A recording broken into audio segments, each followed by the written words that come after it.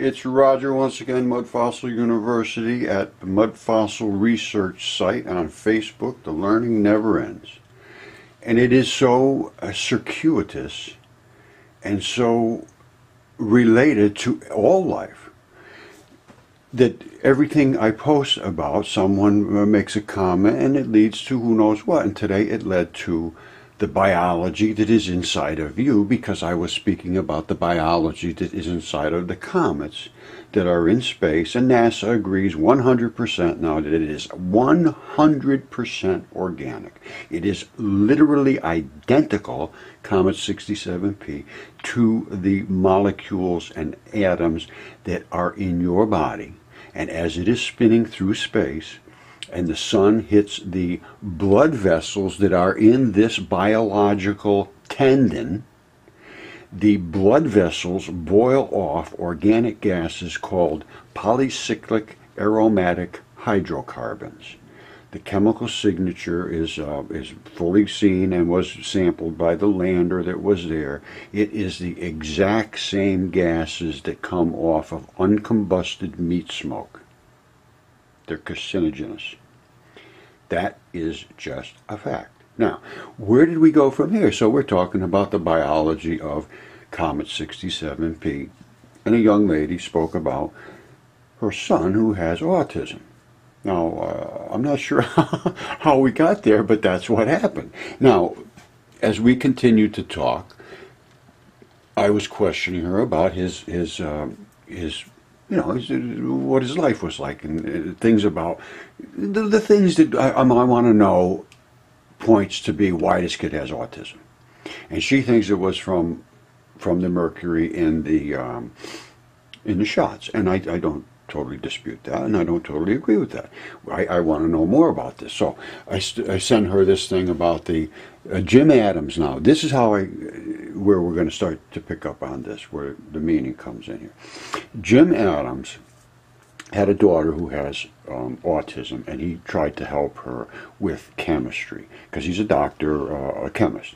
So he realized that there was a problem with the metals in her body. Now this goes back, this was in Dateline, this goes back 12 years, this was 2006, so he had already been working on this for several years apparently, and Dateline picked up on it, and they followed it through. Now this guy is the president of the Autism Association, and he has found some stunning things. Apparently it did not help his daughter, but I think that's just, I'm not sure that she is still beyond help, because there are things that he may not understand related to transition metals and the bacteria. He realizes now about the bacteria, and he realizes about the heavy metal buildup, but I'm not sure he understands about the transition metals, which are the delivery agents for all of the things you need in your body to work correctly. And they're delivery and pickup agents. Now, but anyway, I'm going to go on to show what his most recent research is. However, autism is a terrible, terrible problem. And the kids, it just affects lives just beyond belief. I mean, you know, I can't put myself in one of these person position. I know there's still love and there's happiness and joy comes from these children, but there must be a lot of emotional distress. If we could just do a little thing to make this thing better, I mean, it's not a real big decision on my part or your part either. If it's something that is minor and you can do this in a minor fashion, that's a whole different issue than going to do a lobotomy or something to try to straighten this stuff out. This is just minor chemistry changes that your body is being driven away from its natural chemistry by antibiotics. People in the world that grew up, they never go and ate antibiotics. Take this pill, it'll kill everything inside your body. No. There's hundreds of bacteria in your body that create these transition metals. They don't understand it. They give them antibiotics. You're going to be fine. Well, you just killed yourself almost. So slowly. Maybe not even slowly. But you just cause chronic illness. If those bacteria are not there, you're not going to have the products that these bacteria go out and assemble. Here's the deal. Bacteria in your body take the things that you eat, and they say, "Oh, what did you give me today?" "Well, I gave you a bunch of this, and some leaves of that, and some lettuce, and some cucumbers, and a little meat, and so forth." He says, "All right, we'll go over and get this type of bacteria over here. We need him to break down the meat, because we got to get some metals out of there." And he's the guy that has to get out the iron, and he also gets some to get the other guy over here. He gets out the magnesium, and there's some. Well, go get Bobby over there from fungolitis, and he comes over here and he gets out at the copper, and get all those guys, bring them over. We got a bunch of meat coming in today. So they go over to get the guys. Say, "Where's the guys?" "I don't know. Somebody put a pill down here, killed them all." He said, "Well, we killed them all. What are we going to do now?" I said, "I don't know." He said, "Well, you guys got to go get the metals, man. The guy's going to die if you don't go get those metals." I said, "Well, the guy gave you a pill to kill all the guys that get the metals. What do you want me to do?" So that's it. So as it goes back to the guy, he said, "Well, I don't have the guys to come and get the metals. I know the meat delivery's coming in. The stomach just called. It's coming any minute now. What are we going to do?" And the guy said, "Oh man, there's going to be smell and gas and all kind of thing going on around here. If that guy doesn't get here to do his job," he said, "well, he's dead, so let's forget about that." So this guy's not going to feel good. He said, "Well, what else? Did you get the guy for the magnesium?" "Nah, he's dead too." He said, "Oh man, right. We got problems now, because now the guy's fingernails are not going to be good. And if you don't get Bobby over there for the copper and the aluminum, the guy's skin is going to be itchy. And then what about the guy that takes care of the eyes? This is not good. Who gave him the pills?" And he said, "Well, the doctor said to take these pills and you'd feel better." He said, "Oh my God. That didn't make him feel better. That's just going to make you feel, like it might kill the little guys in here that are kicking us around a little bit, but that's not the way to kill. Well, you don't kill us all. You kill us all, you're going to die. It's like setting off a nuclear bomb in your stomach." I said, "Well, that's what he did." I said, "Well, how are we going to get this stuff back up and running? We got to get a crew back in here." Now is where you have to reestablish the bacteria in your gut. And if you don't, you will be ill, and you will be chronically ill. And I have some problems with my gut right now because I had a colonoscopy. And once you do the flush of your system from even the preps they give you, that causes trouble. The antibiotics are bad. They're the worst. But even the preps for these invasive procedures where they go inside and look in your colon, or they do this or they do that, and they want you to flush all this stuff out, well, you just caused another problem. If they don't reestablish well, you start to get like really problems with your stool and bowel movements, and the smell of it changes, and it gets slimy, and all kinds of things happen because the guys aren't there to take care of the business. It's as simple as that. Now, how do you fix this? Well, you take everybody and you say, when you go into the doctor, you give a little tiny stool sample, and you give some blood, and you write a list of things that you feel are your issues. Now, the stool sample goes down and it gets checked for bacteria. And just like I'm going to show you in a minute, he says, these people that have these issues have less bacteria. Just a fact. So, what ones are missing? Because each one of them has a name. So you find out the ones that are missing. Then you say, okay, what does this guy have in his blood? Well, he's a little low on the copper. Look at, oh man, he's got too much of this magnesium. Look at the magnesium level.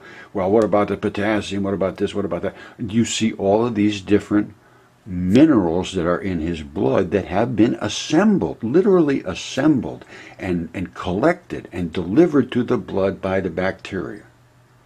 So now you're going to see you're missing things in the blood, or things are too high, whatever that might be. Now you go back and you say, you start drawing a cross-reference. Then you say, what are the symptoms the guy gets? He says, well, my hair falls out, my toenails get bacteria on them, and this and that, whatever your problem is. Then you start drawing a database of this. And when you get enough population in that database, it will show the relationships between bacteria and blood and symptoms. And if you can put in a couple of pieces of bacteria here, and then your blood goes back to what it should be, your symptoms should go away. Now, this is literally identical to plants. If you have a plant that has poor nutritional soils and so forth, it cannot fight diseases. It can't fight them. It's too weak. It doesn't have the minerals and the things in its system to counteract the things that are wanting to attack it. Simple as that. If you have the things in your system that are there to prevent and attach and react to the things that want to come in and hurt you, you will survive. And if you have a weakness, they say, oh, it's immune deficiency. Well, that just means that you can't fight off the things that are coming to beat you up. That's what, immune deficiency like is a big thing. Well, no, it's you just don't have the equipment. You don't have the weapons. You don't have the artillery. You don't have the ammunition. You might have all kind of guns sitting around, but you say, where's the bullets? I don't have them. The guy who's supposed to bring the bullets just killed them. They sent some antibiotics, killed them. So I don't have the bullets. Well, what does that mean? Well, we're going to get fungus on your toes. I can't go down and shoot them. I don't have anything to counteract it. What do you want me to do? So then you got all kind of arguments going on inside your body. Don't blame it on me, you moron. All right, but anyway, this is serious. It really is serious. And it's a simple thing to do, to create this database. And there is just opposition. This is really that pisses me off, is the opposition to looking into these things. And that is from the people that we trusted. That is not acceptable to me. So, I'm going to show you what this Jim Adams has to say. A very, very, very good guy. A love chemist. And he appears to be a good one. All right, by the way, before we go into Jim Adams, this was my video. It's called Autism and Transition Metal Buildup. And these are the transition metals that build up in your body. And there's all kinds of chemistry that goes on here. And most people aren't that concerned about the exact chemistry. They just want to know, what can I do to fix myself or fix someone I love. And this may help, it may not. But if you don't look, you will never have a clue whether it will or not. And I go into pretty good detail about this here, and I cite all kinds of, I'm not just guessing, let me put it that way. These are all things that have data behind them. This is not, and then I go into the actual rocks and the things that are contained in the mud fossils that I work on. And these show how these different metals and things build up literally, and look, see this? That's a heart. Now I want to tell you something right now. Let's just go into this. I wasn't going to do this, but I'm going to do it now. That is a heart. It's a opalized heart, and the reason it opalizes is because it petrified in blood, in wet blood for a long soaked in there. And the reason these are called transition metals, these colors. Did you see this thing over here? You see that? It's all these different colors, transition metal ion colors. That means those are the things that float around in your body and carry things here and there and pick up gases and so forth. They only attach with a tiny little handshake. They grab an iron atom and they say, okay, come on with me. We're going to go down and bring some oxygen down to the guys down in the feet. And it goes down there and it gets down there and says, hey, you got an extra electron? Give me one and I'll give you this guy. They give him an electron. He throws this oxygen over there.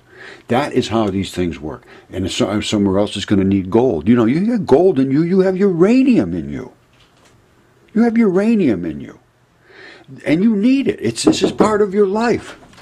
All right, so you saw those colors. You see all these different colors are so specifically organized. And these are heartstrings, I believe. This is the blood of the heart. These are the aorta or whatever the different passages are. The ventricle walls and the chambers and all of that stuff are specific colors. And they're specific because they are specific tissues. And they are specific tissues and they need specific transition metals, obviously, to work with them. Because they have bonded to those specific different molecules. And maybe now they don't need this specific molecule to bond to have every day, but they are looking for a specific molecule to bond with. It's obvious.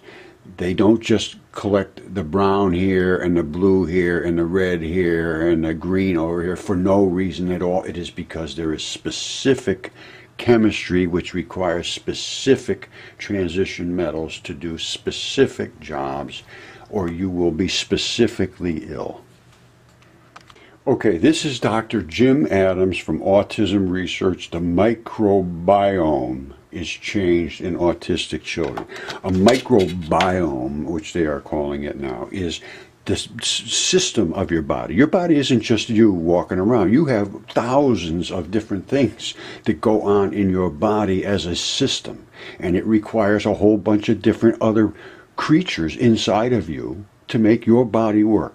Now listen to this, because this is the smoker. I always look for the smoking gun, and this baby is combusting. What are you planning to look at now with the autism population? What we've been looking at up till now is looking at differences in the microbiome of kids with autism versus typical kids. And the two striking findings we're seeing is that, first of all, kids with autism have much less diverse microbiome. So as a typical person may have of order 1,000 different species of bacteria in the gut, kids with autism have anywhere from 20 to 40% less. So then, all right, boom, ba ba boom. Doesn't get any clearer than that. They're missing the bacteria. The bacteria creates enzymes. Enzymes are a chemistry set, a literal chemistry set. And that chemistry set goes out and collects metals. And those metals do the job in your body that keeps you from being ill. And metals do this. I mean, these same bacteria and biology they use in wastewater treatment remediation. They go out and they collect up all the heavy metals. This is what they do. This is their purpose. And we give them antibiotics that go kill them and say, oh, don't worry about them. Hey, you got a bunch of bugs. Who needs those bugs? Absolutely unbelievable. Anyway, let's go on and see what he has to say.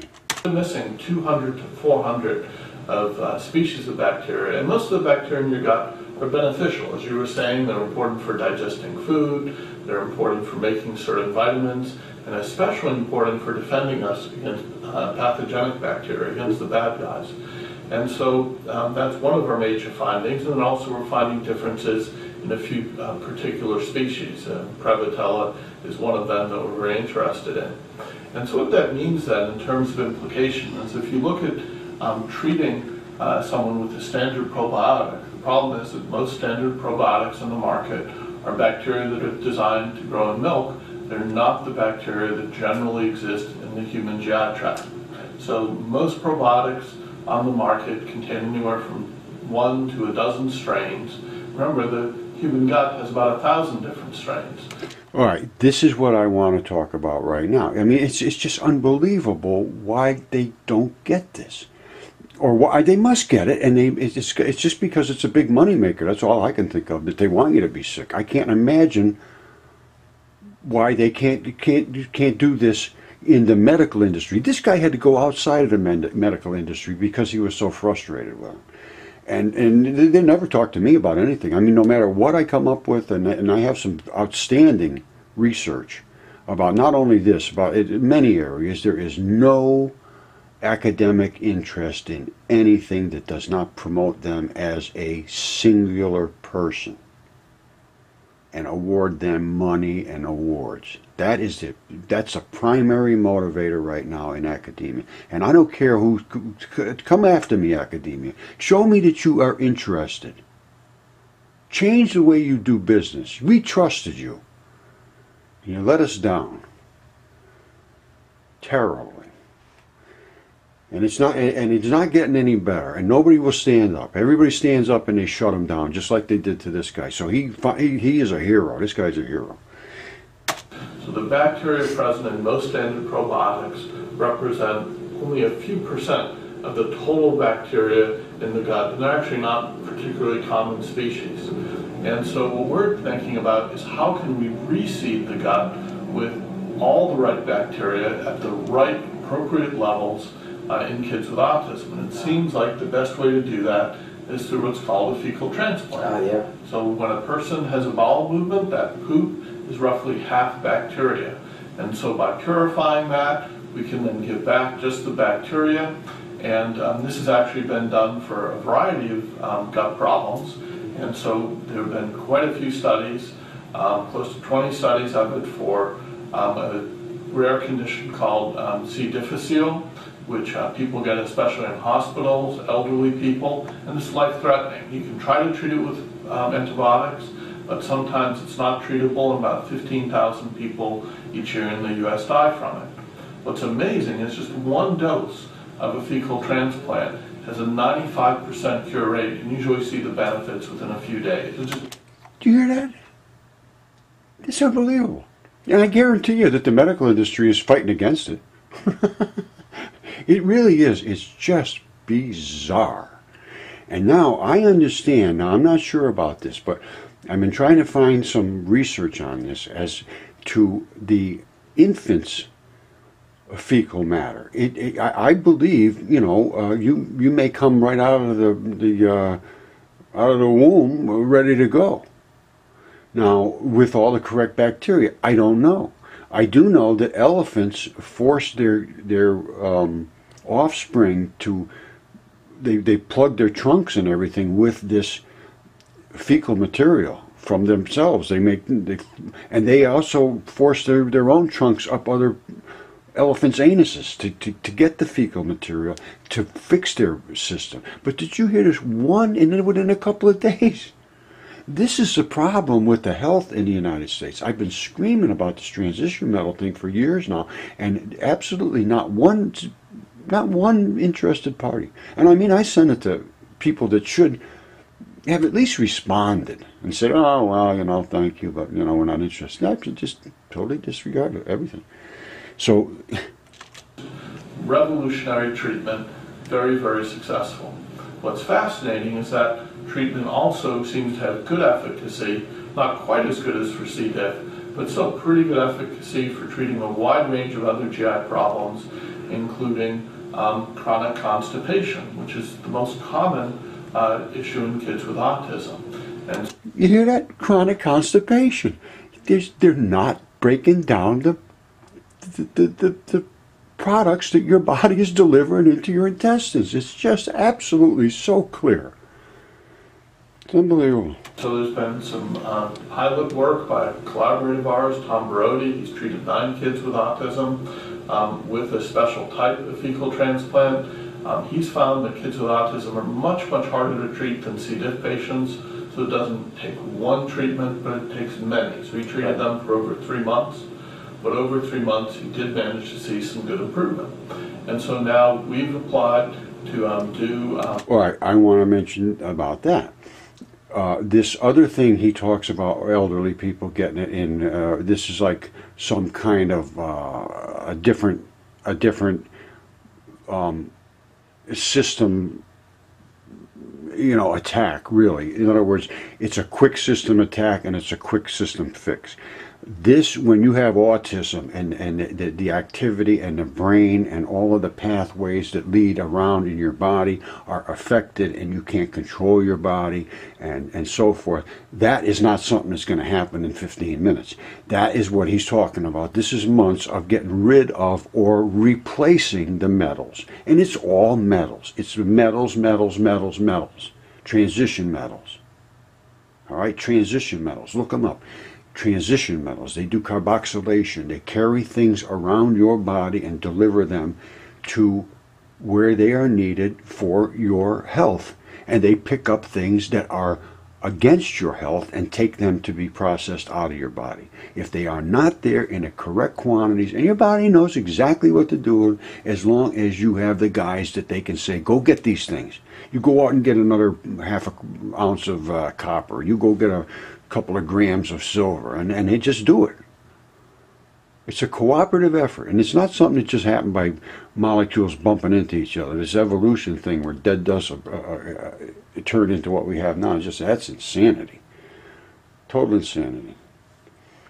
You know, when did they get romantic? When did they get smart? When did they get start understanding electricity and electronics and how to kill their friends? That's insanity. But, you know, and there's another thing that's just told, oh, yeah, that's the way it is. Just have to accept it. We're the experts. They have to pay attention to nothing. It's very, very distressing. And, you know, I've been screaming about it, and my site screams about it. And the rocks scream about it. The mud fossils scream against those that are concocting stories to make you think there is no God. The God stuff is all silly. Well, chemistry's 100%, God's 100%, as far as I'm concerned. And the people that turn against us in the medical industry turn against God also, as far as I'm concerned. I've lost respect.